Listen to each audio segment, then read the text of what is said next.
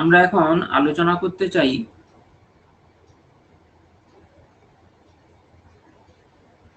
Group 17 elements,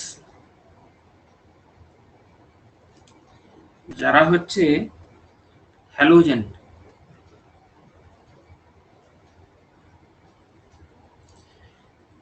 এই নামটা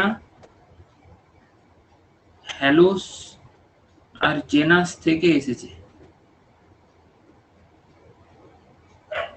মানে হচ্ছে সল্ট প্রডিউসিং বা লবণ উৎপাদক। এরা কারা? ফ্লুরিন, ক্লোরিন, ব্রোমিন, আয়োডিন এবং অ্যাস্টাটাইন। আমরা প্রশ্ন উত্তরের মাধ্যমে এই চ্যাপ্টারটি পড়ব। প্রথম প্রশ্ন, যে এদের ইলেকট্রন অ্যাফিনিটিকে তুলনা করতে হবে। Compare delta easy or EA1। এটার মানে ডেল্টা ইজি মানে হচ্ছে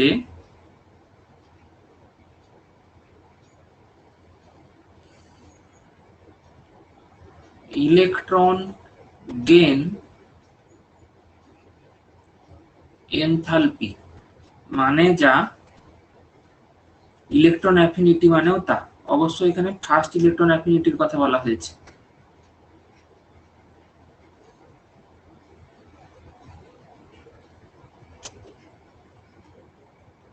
আচ্ছা, আমরা জানি যে উপর থেকে যত নিচের দিকে নামা হয় ততই অ্যাটমিক রেডিয়াস বেড়ে যায়।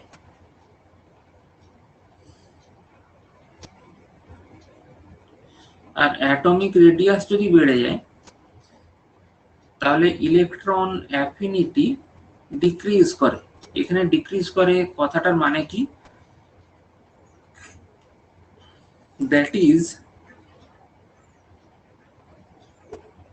becomes less negative। তো তাহলে অর্ডার অফ ইলেকট্রন অ্যাফিনিটি কত হবে? ফ্লুরিনের চেয়ে ক্লোরিন কম, তার চেয়ে ব্রোমিন কম, তার চেয়ে আয়োডিন কম, আর তার চেয়ে অ্যাস্টাটাইন কম। এটার মানে আমি যদি ফ্লুরিন থেকে অ্যাস্টাটাইনের দিকে যাই তো ইলেকট্রন অ্যাফিনিটি 1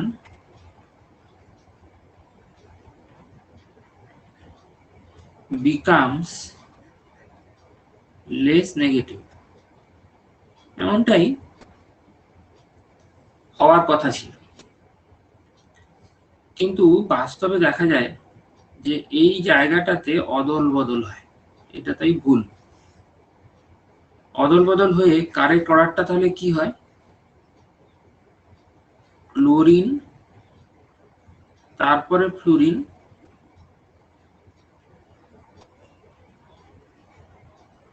বাকিগুলো যদিও ঠিকই আছে। আচ্ছা, এই ব্যাপারটা কি? এমনটা কেন হলো? এটার কারণ হচ্ছে ফ্লুরিনের স্মল সাইজ এবং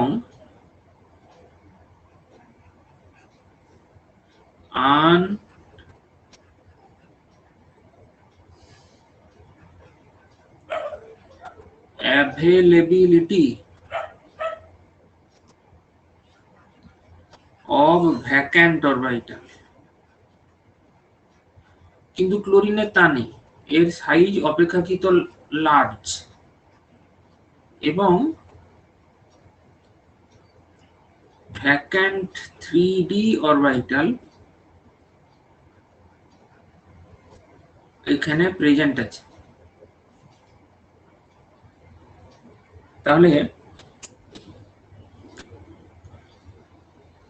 তাহলে এখানে ঘটনাটা কি ঘটছে? ফ্লুরিনের ক্ষেত্রে একটা ইন্টার ইলেকট্রনিক রিপালশন হচ্ছে। ইন্টার ইলেকট্রনিক রিপালশন, কার সাথে? যে ইনকামিং ইলেকট্রনটা আসছে তার সাথে ভ্যালেন্স ইলেকট্রন গুলোর, উইথ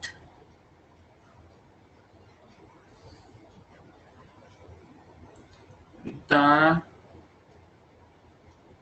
ইনকামিং ইলেকট্রন। ওকে, অর্থাৎ ক্লোরিনেরটা বেশি কেন প্রশ্ন নয়, ক্লোরিনেরটা কম কেন সেটাই হচ্ছে প্রশ্ন।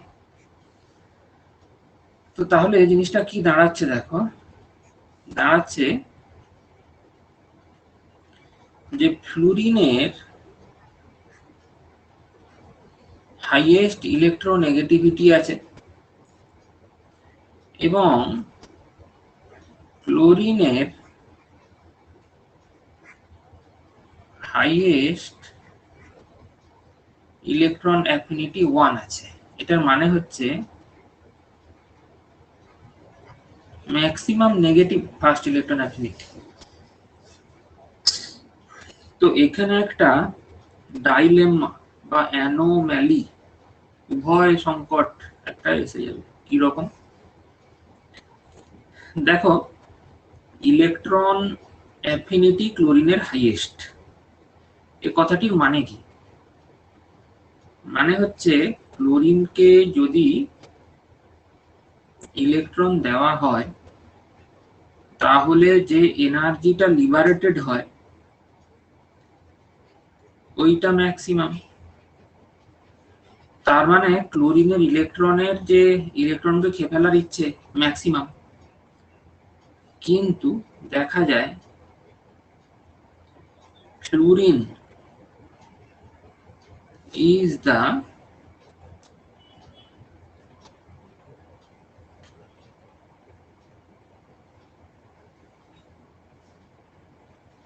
strongest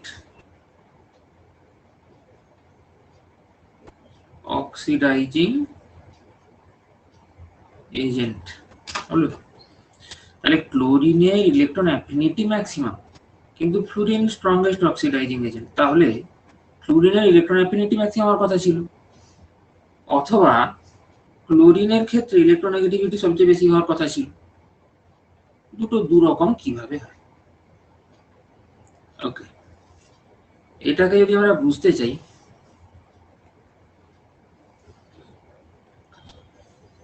তাহলে আমাদেরকে কি করতে হবে? X2 গ্যাস, হলো ক্লোরিনই হোক বা ফ্লুরিনই হোক, একে বন্ড ডিসোসিয়েশন এনার্জি এইটি যদি দেওয়া হয় তাহলে X গ্যাস আসবে। এখানে তাই হাফ লিখছি যেহেতু এখানে একটা X লিখেছি আর কি।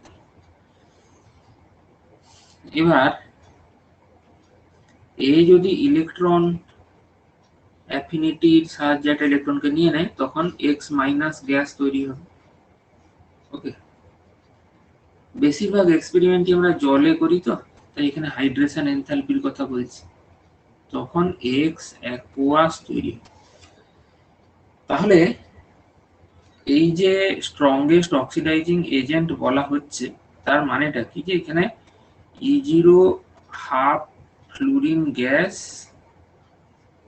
থেকে F মাইনাস অ্যাকুয়াস, এইটা ম্যাক্সিমাম আর কি লুকিয়ে আছে এই জায়গাটাতে। অর্থাৎ এটা একটা ওয়ান স্টেপ প্রসেস নয়, এটা একটা মাল্টি স্টেপ প্রসেস।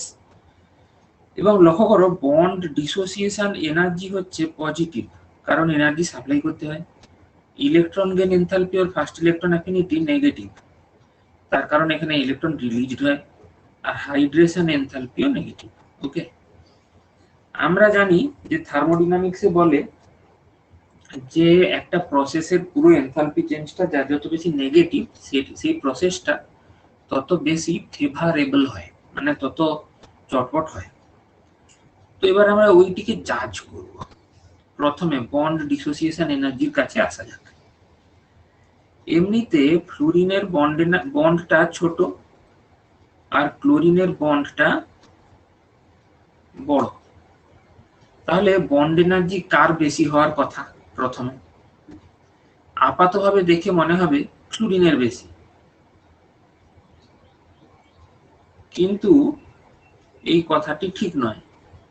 সঠিক কথাটি হলো ক্লোরিনের কম, ক্লোরিনের বেশি।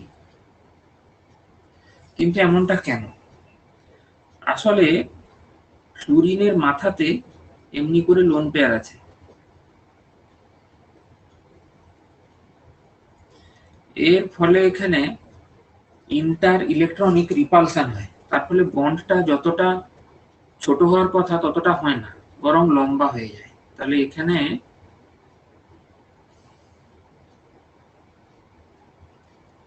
ইন্টার ইলেকট্রনিক রিপালশন আছে। তো তুমি তো আমাকে বলবে যে স্যার এটা কি তাহলে ক্লোরিনের ক্ষেত্রে নেই? উত্তর হচ্ছে না, না, ক্লোরিনেরও আছে, কিন্তু ক্লোরিনের কাছে ভ্যাকান্ট 3D আছে, যেটা ফ্লুরিনের কাছে ছিল না। তাহলে এখানে কি ঘটলো? এখানে ক্লোরিনের কাছে ভ্যাকান্ট 3D আছে, ঠিক আছে?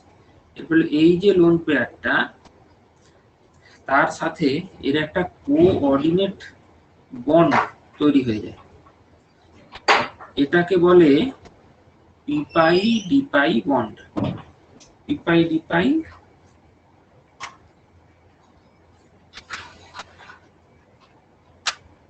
কোঅর্ডিনেট বন্ড তৈরি হয়ে যায়। তাহলে এইখানে ক্লোরিনের জন্য বেশি এনার্জি লাগলো, ঠিক আছে? এবার ইলেকট্রন অ্যাফিনিটি, এটা কিন্তু একটা অ্যাটমের প্রপার্টি, যেটা ক্লোরিন আর ফ্লুরিনের মধ্যে ক্লোরিনের বেশি। তাহলে আমি তো বললাম যে যখন এনার্জি যত নেগেটিভ হবে সেটা তত থার্মোডাইনামিক্যালি ফেভারেবল হবে। সেদিক দিয়ে দেখতে গেলে প্রথমে ম্যাচটা জিতেছে ফ্লুরিন, দ্বিতীয় ম্যাচটা জিতেছে ক্লোরিন। এবার ভরসা হাইড্রেশন এনথালপি, এই ম্যাচটাই যে জিতবে সে এই সিরিজটা জিতে বাড়ি চলে যাবে। দেখা যায় যে হাইড্রেশন এনথালপি ব্যাপারটা ফ্লুরাইড আয়নের extraordinarily high.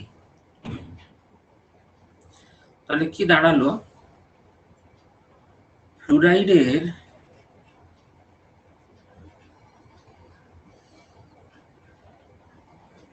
Extra ordinarily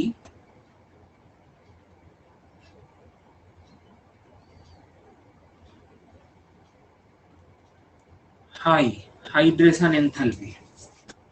এমনটা কেন? তার কারণ হচ্ছে এর সাইজটা খুবই ছোট।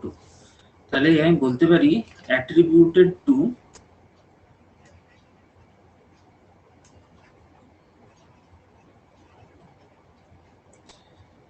High charge density.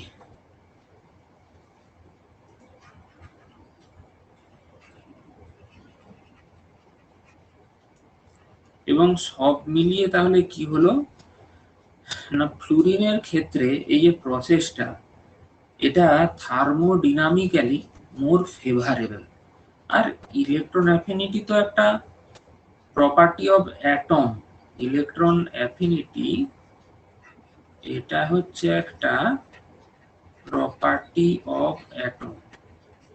এবং ক্লোরিনের ক্ষেত্রে এমনটা কেন হয়েছে? ফ্লুরিনের ক্ষেত্রে না, এনার্জেটিক্যালি বা থার্মোডাইনামিক্যালি মোর ফেভারেবল প্রসেস। ওকে, এই হচ্ছে আমাদের সেকেন্ড কোশ্চেন, যেটা কোশ্চেন 1 হলো, এটা হচ্ছে কোশ্চেন 2। আচ্ছা,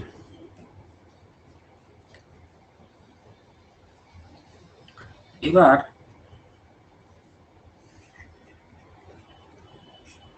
আরো কিছু প্রবলেমের আলোচনা। যেমন ধরো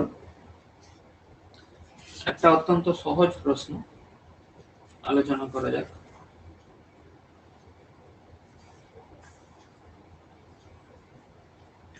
কাউকে যদি বলা হয়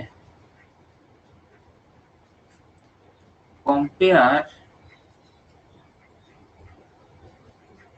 the acid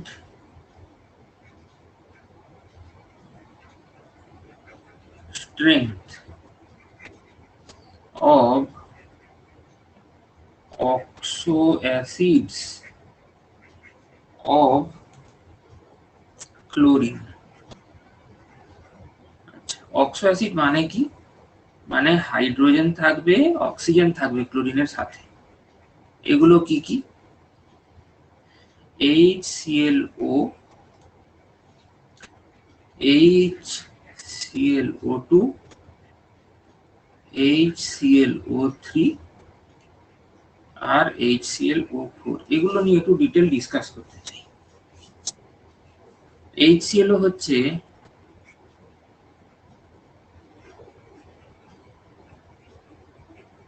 hypochlorous acid, HClO2 হলো ক্লোরাস অ্যাসিড, HClO3 হচ্ছে ক্লোরিক অ্যাসিড, HClO4 হলো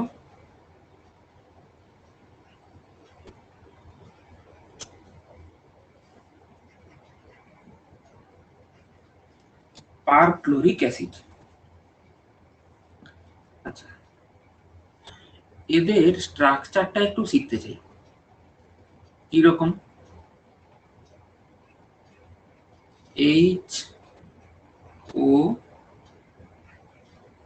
HOCl, তাহলে HClO2 কি রকম হবে?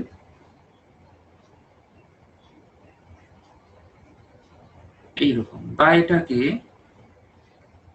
HOCl করে একটা কোঅর্ডিনেট বন্ডও থাকে। ক্লোরিক অ্যাসিড HOCl, এখানে দুটা ও আছে, বা HOCl এখানে একটা কোঅর্ডিনেট বন্ড আর এখানে আরেকটা কোঅর্ডিনেট বন্ড। পারক্লোরিক অ্যাসিড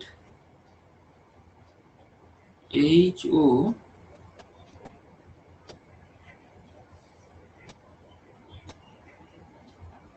ক্লোরিনের তিন দিকে তিনটে, বা ওই ডবল বন্ড গুলোর বদলে হলো। তো যাই হোক, যে স্ট্রাকচার গুলো একটু প্রসঙ্গে আলোচনা করেছি, এদের অক্সিডেশন স্টেট গুলো লক্ষ্য করো। যতই উপরের থেকে নিচের দিকে আমি নামছি, oxidation state on central atom increase করেছে, প্রথম কথা। দ্বিতীয় কথা হচ্ছে, আমি যদি এদের কনজুগেট বেস গুলো আঁকি, তাহলে যে কনজুগেট বেস গুলি আসবে তার যে স্টেবিলিটি, সেটা যত নিচের দিকে নামবো আমি, ততই বেড়ে যাবে। কেন? Number of resonating structures increase করে যাবে।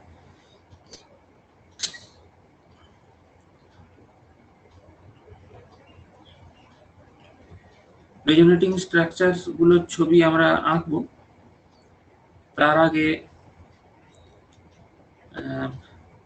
এর ফর্মুলা একটু দেখে নেওয়া যাক।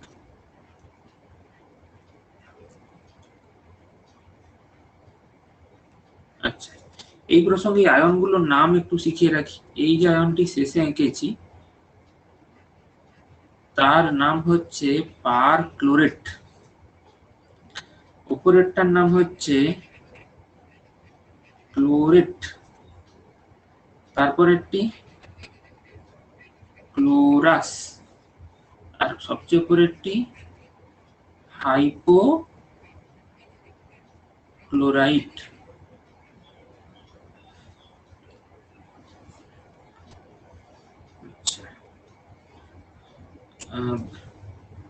একটু হলো, এইটার নাম ক্লোরাইট,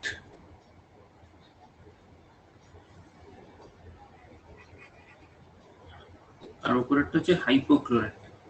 ওকে, তো অক্সো অ্যাসিডদের ক্ষেত্রে যখন কম অক্সিডেশন স্টেট তাকে আস বলে, বেশিটাকে ইক বলে। আর যে ক্ষেত্রে অক্সিজেনের সংখ্যা পার সেন্ট্রাল অ্যাটম বলছি ম্যাক্সিমাম, তার আগে পার যোগ হয়, যার ক্ষেত্রে মিনিমাম তার ক্ষেত্রে হাইপো কথাটি যোগ হয়। তো যাই হোক, এর আলোচনাটি এখনো চলছে। তাহলে কি হচ্ছে ব্যাপারটা,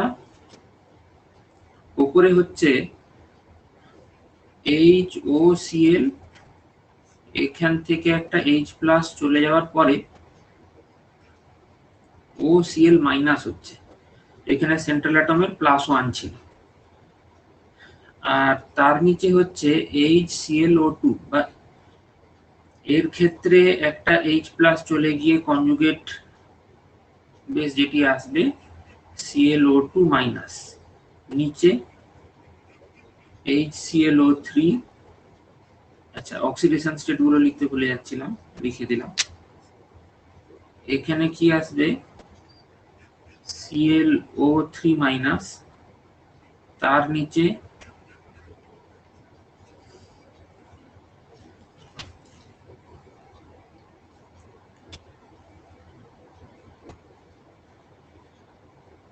যদি এখান থেকে একটা H প্লাস বেরিয়ে যায় তাহলে ClO4 মাইনাস। ওকে, তাহলে ওপর থেকে নিচের দিকে নামলে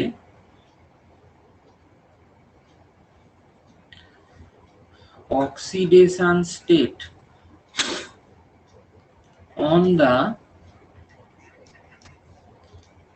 central atom, এক্ষেত্রে সেন্ট্রাল অ্যাটমটা কি না, ক্লোরিন, ইনক্রিজ করছে। এবং এটা হলো ফার্স্ট। সেকেন্ড লজিক, নাম্বার, এটা এইভাবে বলা যাক যে stability of conjugate base, stability of conjugate base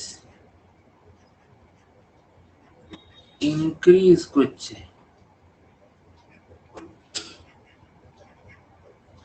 due to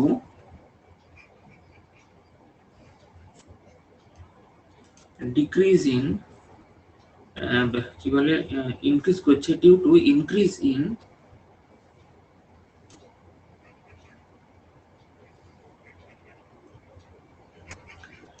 number of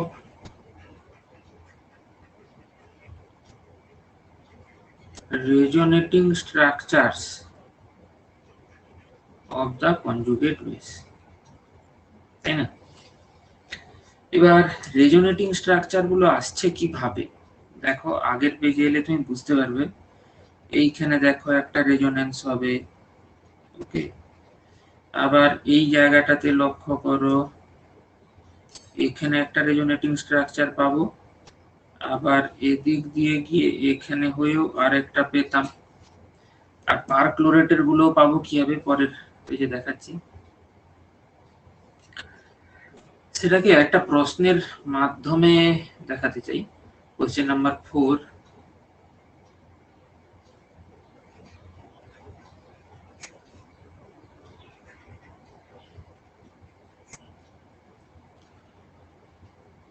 calculate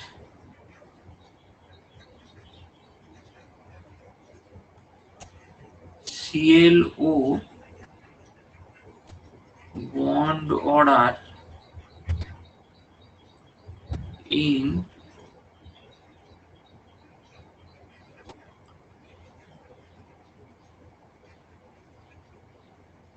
perchlorate ion।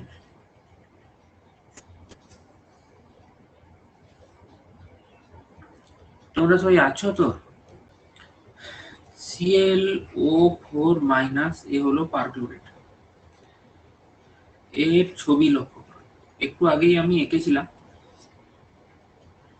এবারে রেজোনেটিং স্ট্রাকচারটাকে আঁক, এই নেগেটিভটা যদি এখানে পড়ে তাহলে এই ডবল বন্ডটা এখানে উঠে যাবে।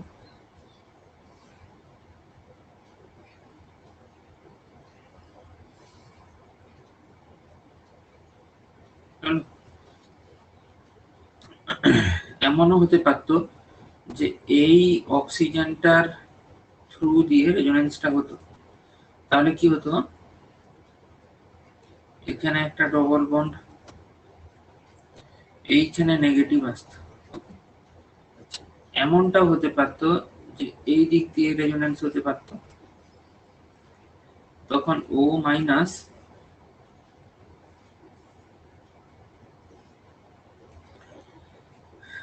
সিএল তিন দিকে তিনটা ডবল, এইটা হতে পারে। ওকে,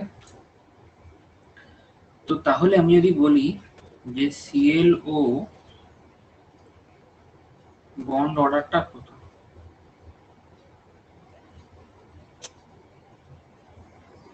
আচ্ছা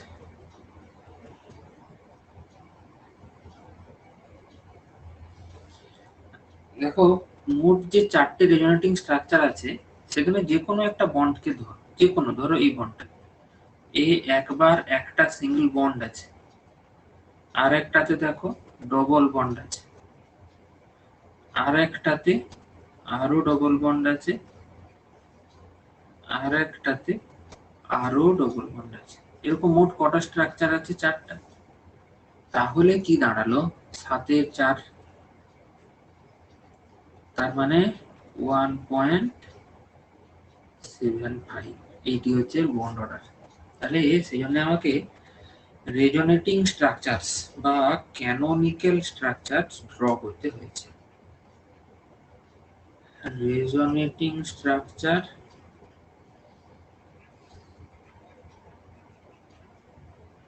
और ক্যানোনিক্যাল স্ট্রাকচার। ওকে, আচ্ছা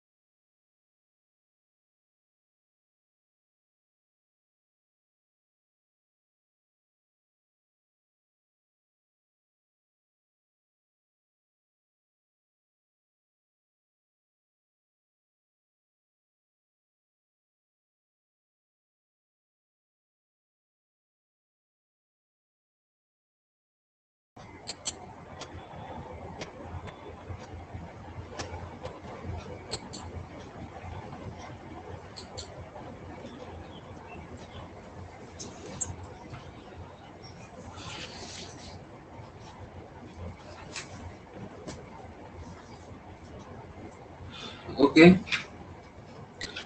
তাহলে আমাদের আলোচনা করার পরের যেটা টপিক খুব গুরুত্বপূর্ণ, inter halogen compounds.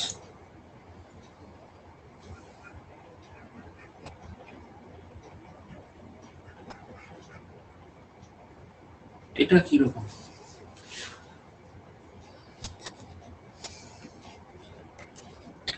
Inter halogen হচ্ছে XYN, যেখানে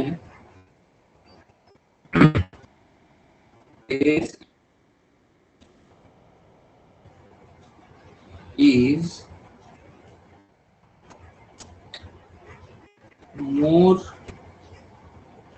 electropositive halogen and Y is more electronegative halogen, হলো। এবং n এর ভ্যালু হচ্ছে 1, 3 আর 5 আর 7, এই চারজনের মধ্যে। কেন আমি এখন ডিসকাস করব? তো এর উদাহরণ কি? ধরো CLF, CLF3, BRF5, IF7 ইত্যাদি,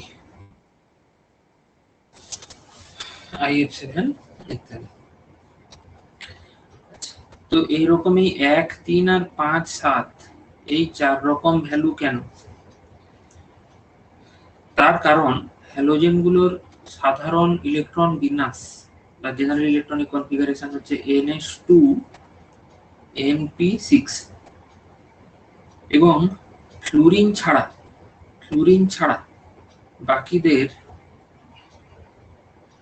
ডি অরবিটালটা শূন্য। তাহলে আমি একটা ছবি আঁকি। এখানে NP6টা আবার ভুল লেখা হয়ে গেল, সরি, NP5।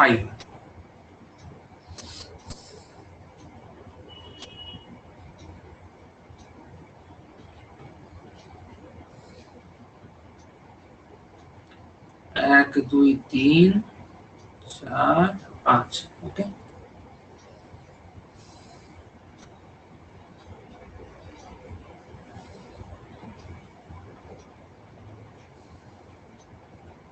পাঁচটা ঘর ফাঁকা আছে। এখানে কটা আনপেয়ার ইলেকট্রন আছে বলো? একটা।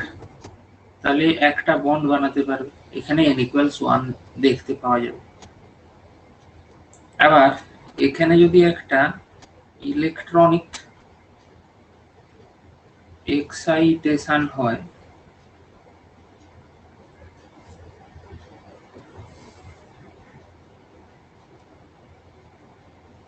তাহলে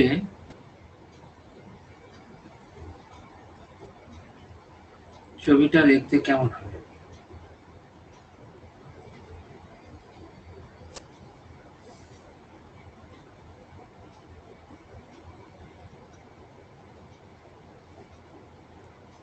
এইখানে একটা ইলেকট্রন থাকবে।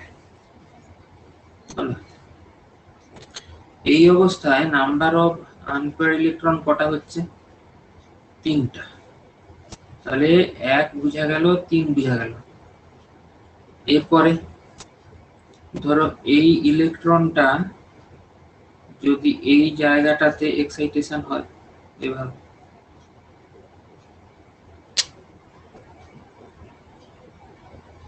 তাহলে ছবিটা কিরকম হবে? NS NP ND। ওকে, তাহলে এখানে দুটো থাকলো, এখানে 1, 2, 3, 4, 5। তাহলে কি হলো? n=5। এবার আছে n=7। এই ইলেকট্রনটার যদি এইখানে এক্সাইটেশন হয়, তাহলে n=7 পাবো। ওকে, এই কারণে এদের স্ট্রাকচার এন্ড হাইব্রিডাইজেশনের থেকে পরীক্ষাতে খুব প্রশ্ন আসে। আচ্ছা, এই প্রসঙ্গে একটু বলে রাখি, মনে পড়ে গেল কেমিক্যাল বন্ডিং এর সময় পড়ানো হয়েছিল, তবুও আবার একবার বলে দিই। Chemical bonding hybridization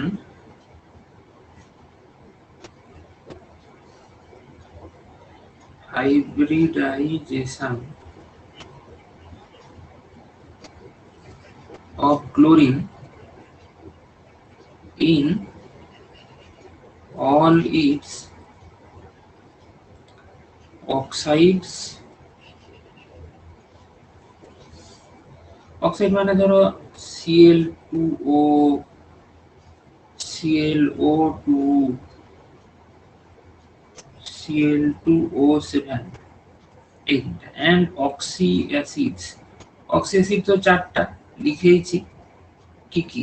HClO, HClO2, HClO3 আর HClO4। ওকে, এই সমস্ত গুলোতে ক্লোরিনের হাইব্রিডাইজেশন হচ্ছে sp3। হিসেব করে দেখতে তো আমরা জানি, সে নিয়ে না হয় আরো পরে আলোচনাও করা যাবে।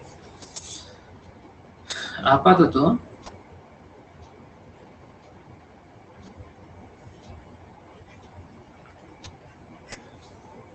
আমরা স্ট্রাকচার এন্ড হাইব্রিডাইজেশন শিখব। কার যেগুলো পরীক্ষা বেশি আসছে, যেমন ধরো এই ClF-টা, এখানে সেন্ট্রাল অ্যাটম কাকে ধরবো? ক্লোরিনকে। কেন ধরবো? এটা মোর ইলেকট্রোপজিটিভ, সেই কারণে। ওকে, তাহলে এর ইলেকট্রন পেয়ারের হিসেবটা কি হবে? ক্লোরিনের 7টা, একটা ক্লোরিনের 1 ডিভাইডেড বাই 2 ইকুয়ালস মোট 4টা হবে। তার মানে sp3 হাইব্রিডাইজেশন। ওকে, এখানে বন্ড পেয়ার কটি দেখতে পাচ্ছি? একটি। তাহলে লোন পেয়ার কটা হবে? 4 থেকে 1 বাদ দিয়ে দাও, 3টা হবে। ওকে, তার মানেটা কি? ক্লোরিনের একটা টেট্রাহেড্রনের মাঝে আছে ক্লোরিন, আর তার একটা টেট্রাহেড্রনের 3 দিকে 3টা লোন পেয়ার আছে, আর একদিকে একটা ক্লোরিন আছে। তাহলে দেখতে কি হলো? লিনিয়ার হয়েছে।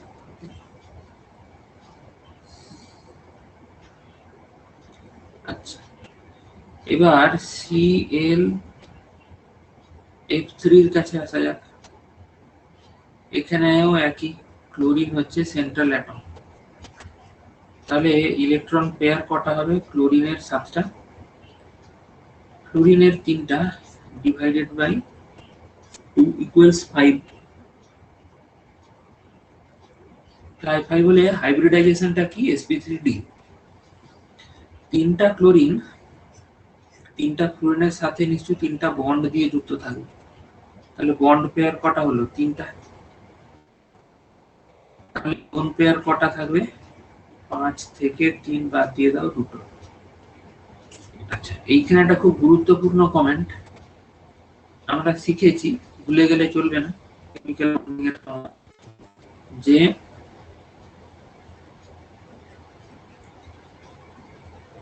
in case of trigonal bipyramidal structure,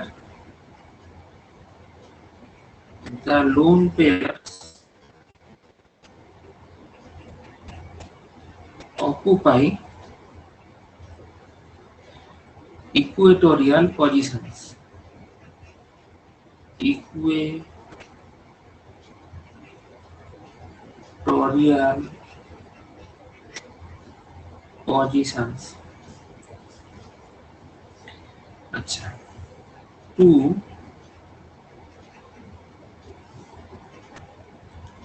minimize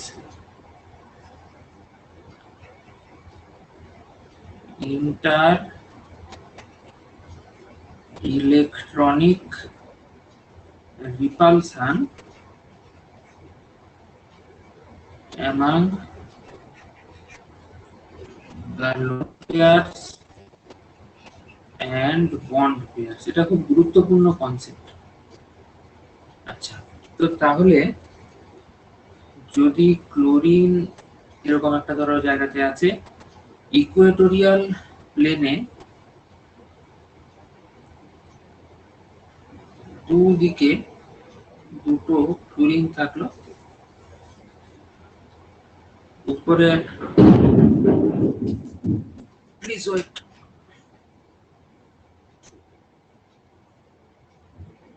please wait.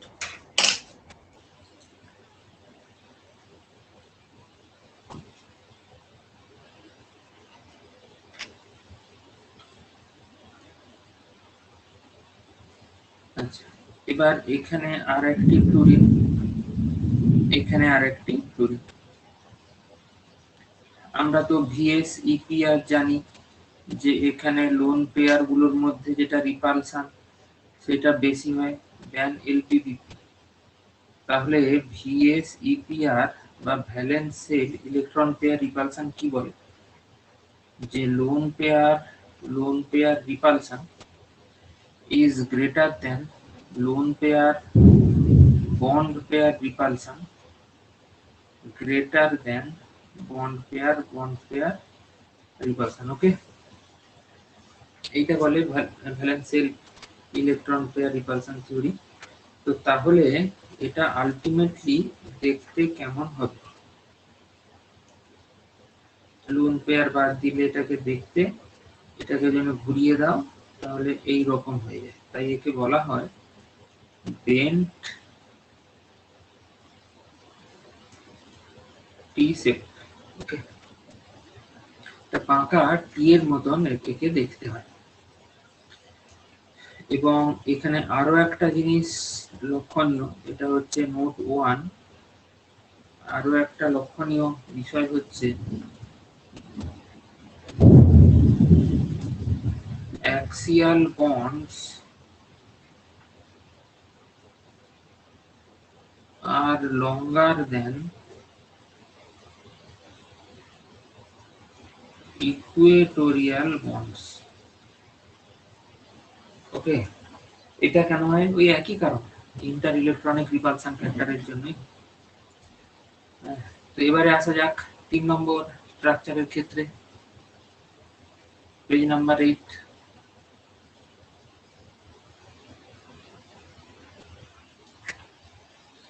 স্ট্রাকচারটি হচ্ছে BrF5।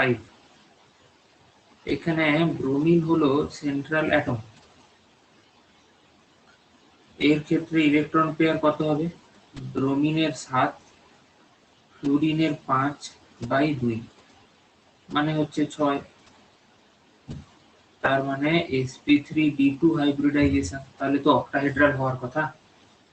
কিন্তু বিষয়টা হচ্ছে এখানে 5টা বন্ড পেয়ার রয়েছে, তাহলে লোন পেয়ার কটা হবে? একটা।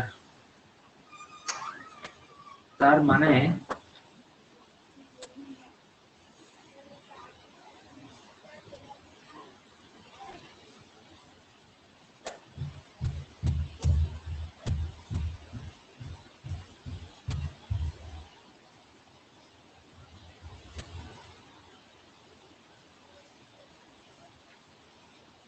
যে কোনো একটা পজিশন, এর কিন্তু সমস্ত পজিশন গুলোই আইডেন্টিক্যাল, তার কারণে এর মধ্যে সিমেট্রি রয়েছে। ওকে,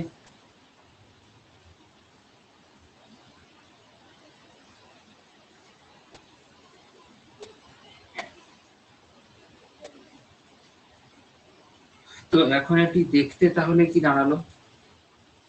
দাঁড়ালো স্কোয়ার পিরামিডাল। অর্থাৎ আমাকে যদি বলে এটা স্ট্রাকচার কি, আমাকে কিন্তু অক্টাহেড্রাল বললে হবে না। এক্ষেত্রে লোন পেয়ার বাদ দিলে বাকি ছবিটা দেখতে স্কোয়ার পিরামিডাল হবে। স্কোয়ার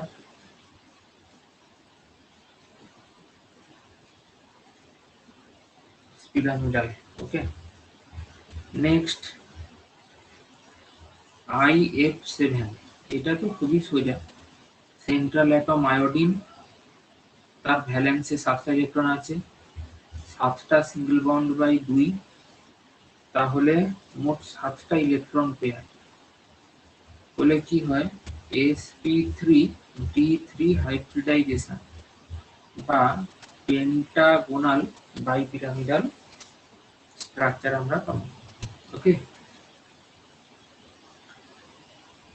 আচ্ছা, এবার তোমাকে যদি একটি প্রশ্ন করা হয়,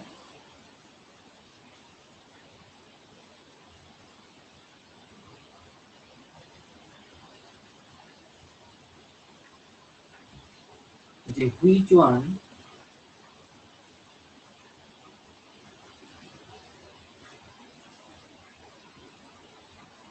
is more reactive between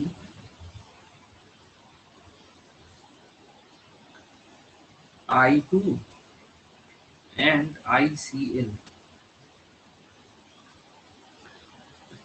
এর অ্যান্সার হচ্ছে ICl। কিন্তু কেন? দেখো, এখানে বন্ডের মধ্যে একটা পোলারিটি আছে, কিন্তু এখানে বন্ডের মধ্যে আয়োডিনের মধ্যে কোনো পোলারিটি নেই। তাহলে এখান থেকে আমরা একটা খুব গুরুত্বপূর্ণ সিদ্ধান্ত নিতে পারি, inter halogen compounds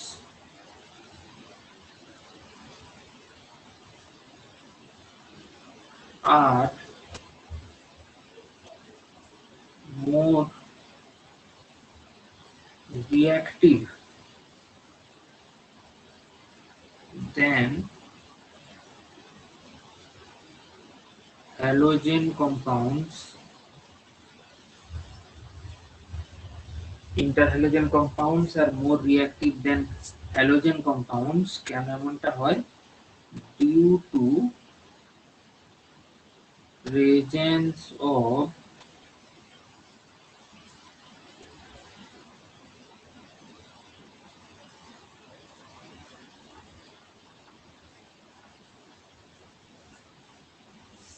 bond polarity. বন্ডের পোলারিটির উপস্থিতির জন্য এইরকমটা ঘটে থাকে। ওকে, নেক্সট আমরা আসতে চাই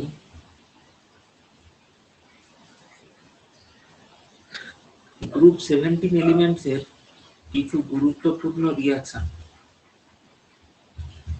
Some important reactions of group 17 elements, যেমন রিঅ্যাকশন তো অনেক আছে, তবে এইগুলোকে একটু মনে রাখার চেষ্টা করবে, যেগুলো বলে দিচ্ছি। এক হচ্ছে reaction between ammonia and chlorine. আচ্ছা, এখানে তোমাকে লক্ষ্য রাখতে হবে কোনটাকে এক্সেস নেওয়া হচ্ছে। দু রকম হতে পারে। যদি এমন হয় যে অ্যামোনিয়াটা এক্সেস নেওয়া হয়েছে আর ক্লোরিনটা কম আছে, তখন প্রোডাক্ট হয় হচ্ছে অ্যামোনিয়াম ক্লোরাইড এবং নাইট্রোজেন। সিচুয়েশন আরেক রকম হতে পারে।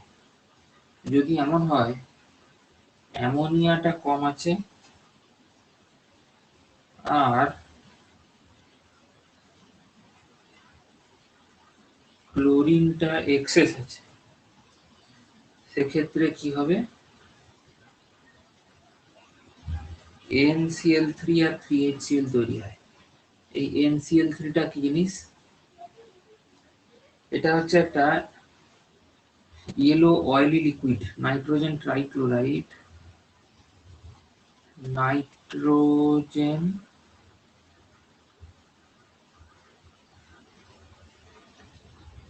trichloride is yellow oily explosive মনে থাকবে। এই দ্বিতীয় আর একটা খুব গুরুত্বপূর্ণ রিয়াকশনের আজ উল্লেখ করতে চাই, সেটা হচ্ছে reaction between X2 and NaOH বা KOH বা COH whole 2 একই জিনিস আসছে। আর এখানে X মানে X2 হচ্ছে ক্লোরিন বা ব্রোমিন বা আয়োডিন। যেমন ধরো যদি এমন হয়, এই পেজে আর ধরবে না,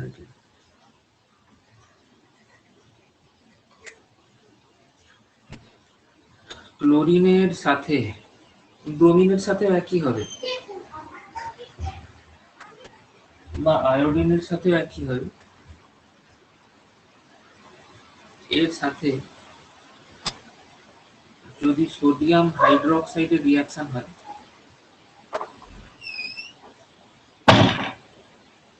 কোল্ড অ্যান্ড ডাইলিউটটা নিচে লিখে দেওয়া সুবিধা হবে, কারণ আছে কোল্ড আর ডাইলিউট। তাহলে সোডিয়াম ক্লোরাইড আর সোডিয়াম হাইপোক্লোরাইট তৈরি হয়। তাহলে Cl মাইনাস এ হচ্ছে ক্লোরাইড আর OCl মাইনাস এ হলো হাইপোক্লোরাইট তৈরি হয়। এবং অবশ্যই এটা একটা ডিসপ্রপোর্শনেশন রিয়াকশন। দেখো এখানে কি হয়েছে, রিডাকশন, আর এখানে 0 থেকে +1 হয়েছে মানে হচ্ছে অক্সিডেশন। তাহলে এই ধরনের যত বিক্রিয়া এদেরকে আমরা কি বলি, ডিসপ্রপোর্শনেশন রিয়াকশন। ওকে,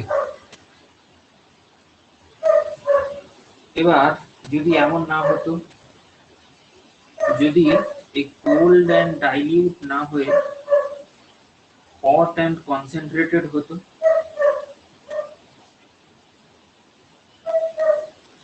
CL2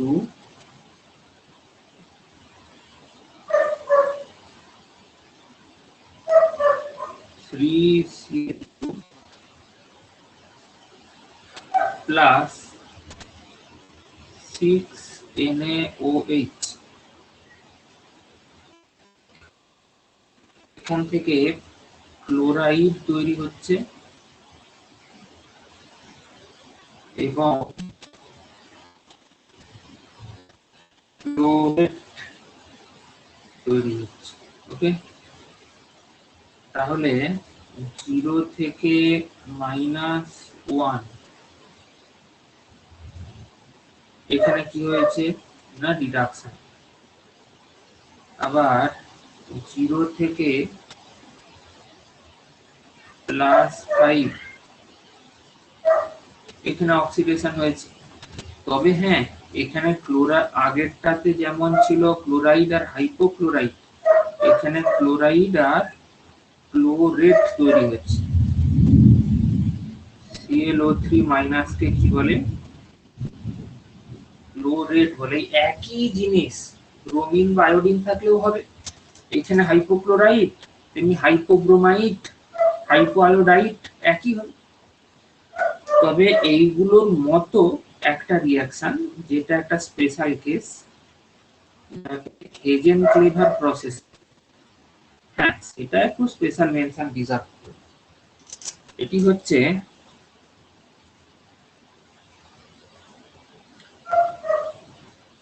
calcium hydroxide, dry calcium হাইড্রোক্সাইডের সাথে ক্লোরিনের রিয়াকশন 40 ডিগ্রি সেলসিয়াসে যদি হয়, তখন সেখান থেকে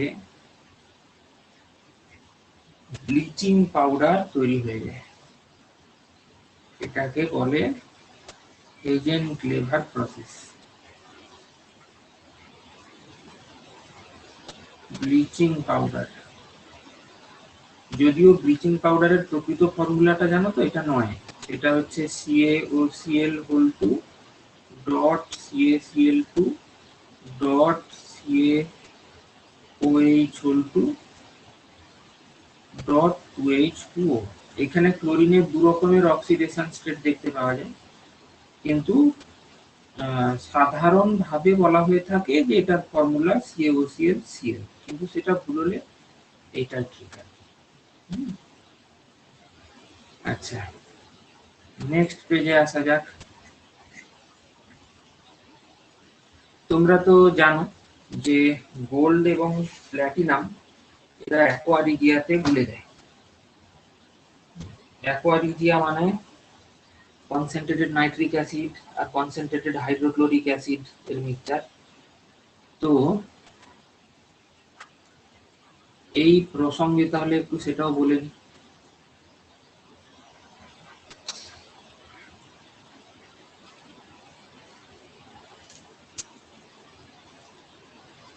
মানে যেহেতু HCl এই চ্যাপ্টারে আছে, তো এখানে কি হবে, এর কমপ্লেক্সটা মনে রাখতে হবে, AuCl4-, এগুলো এমসিকিউতে লাগতে পারে। একই রকম ভাবে প্ল্যাটিনামের জন্য PtCl6 2- আছে। ওকে, তাহলে এখানে গোল্ড কততে আছে বলো, +3 এ আছে, আর প্ল্যাটিনাম কততে আছে, অক্সিডেশন স্টেট কততে আছে, +4 এ আছে। এছাড়া এখান থেকে আরো নানা রকমের প্রশ্ন আশা করা যেতে পারে, যেমন ধরো HF এ ডাইবেসিক, কিন্তু কেন? আসলে H2F2 হিসেবে থাকে, একে যদি NaOH দেওয়া হয় তাহলে NaHF তৈরি হয়, যেটা অ্যাসিড সল্ট। আবার যদি আরো NaOH দেওয়া হয় তখন নরমাল সল্ট তৈরি হয়। কিন্তু প্রশ্ন হচ্ছে H2F2 কেটা কিভাবে? আমরা জানি যে ফ্লুরিন হাইড্রোজেন বন্ড বানাতে পারে,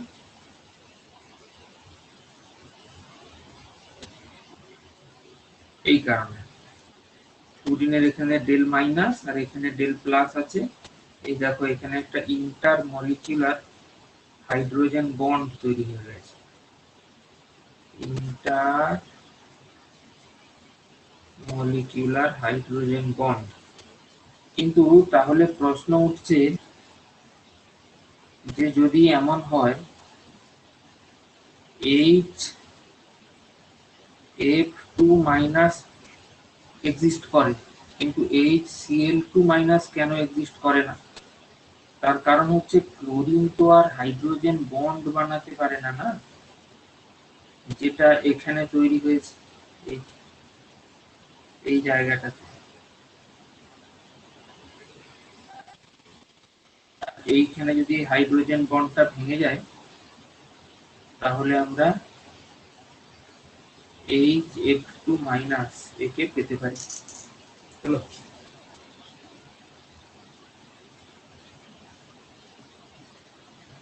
তোমরা সবাই দেখতে